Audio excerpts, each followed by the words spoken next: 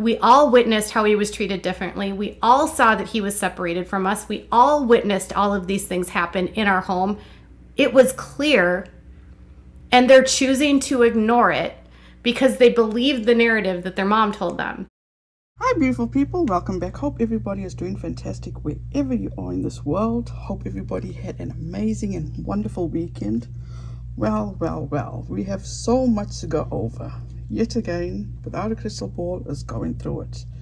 She finally found another topic to cover, and she is going all in. To the point, in my opinion, harassing people and picking on a 22-year-old young woman. And let's not forget, besides Katie Joy's age, she's in her late 40s. She claims to be this journalist / reporter, and this is how she carries on. But before we get into this, my usual disclaimer. Please do not take what I say as fact. Feel free to do your own research and come to your own conclusion. Katie Joy has been covering this family drama with the Gosslins that was on TLC, Kate +8. So she's been covering them for the past 5 days. As I make this video, I think it's like on 8 p.m. at night, she has made 40 posts on her Facebook alone in regard to this family. What actually piqued my interest for number one was when Katie Joy lied on Maddie Gosslin, the same way she lied on Gwendolyn Brown, which I will show you in a bit, and also her attacks on this young lady.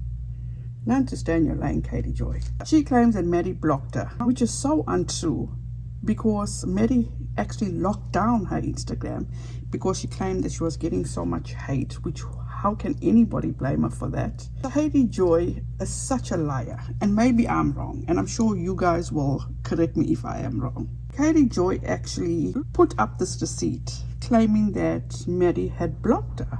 But as you can see at the bottom, it says no internet connection.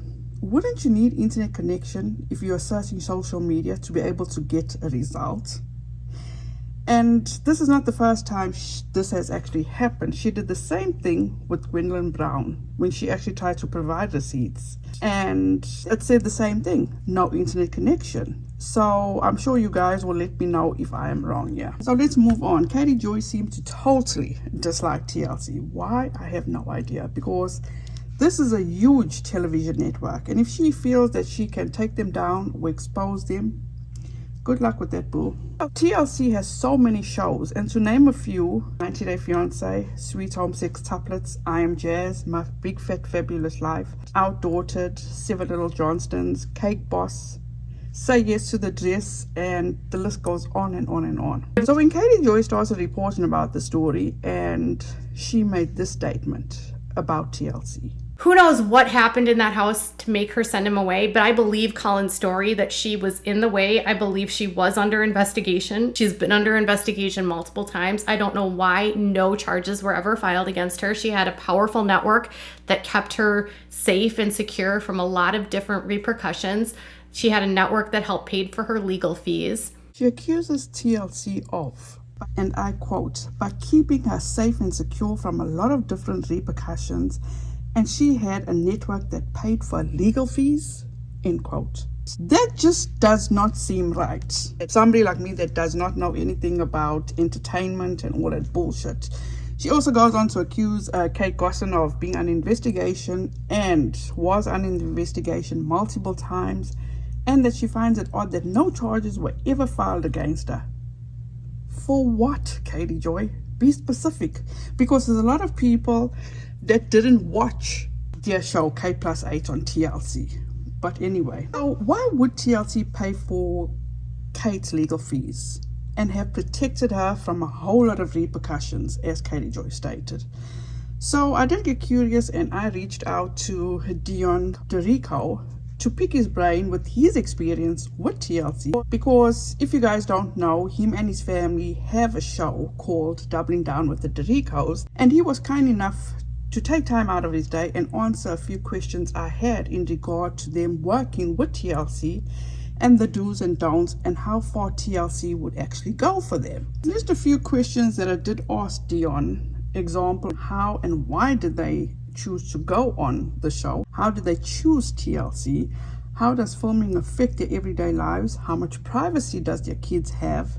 And would TLC ever get their attorneys involved or work on their behalf? Dion actually explained to me that they were actually contacted because of an article that was actually released about the Derricos, but they were also talking to other producers in regard to doing a show about his family. So after him and his wife actually sat down, they decided to go with TLC. We actually spoke about the privacy with the cameras in the home. Are there any cameras in the bathrooms, in the rooms?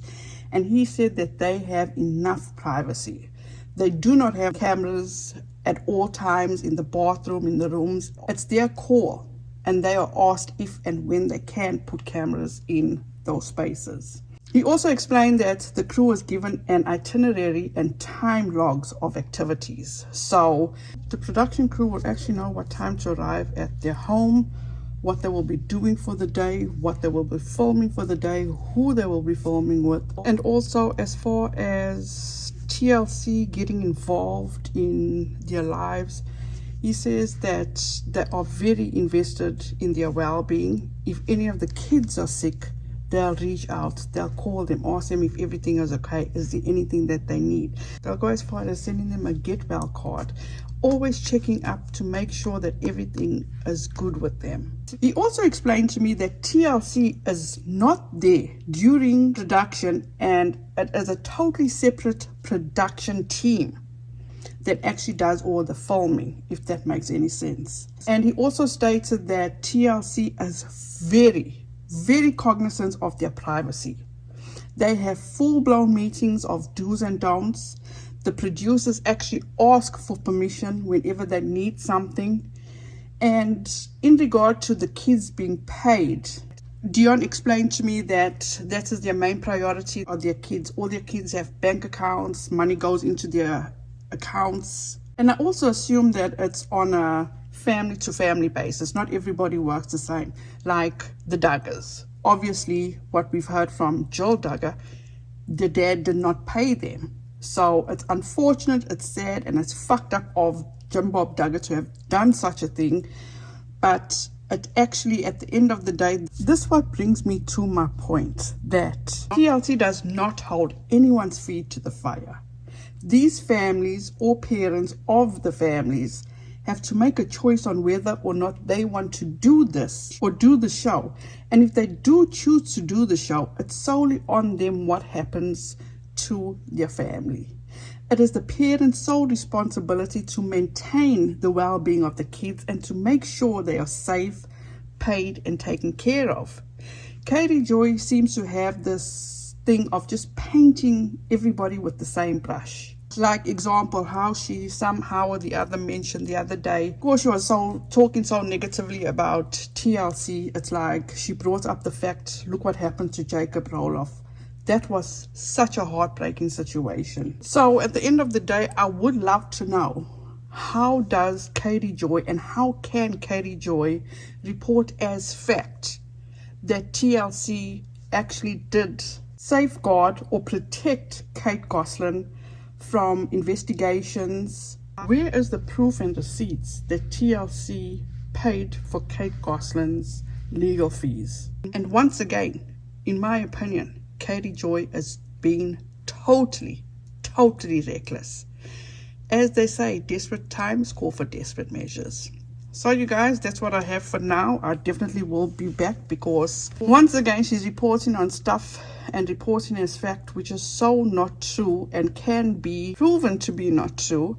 I will be back with another video soon, so hope you guys have a wonderful upcoming week. Please be safe out there, be kind to one another, and don't forget, make good memories. Bye guys.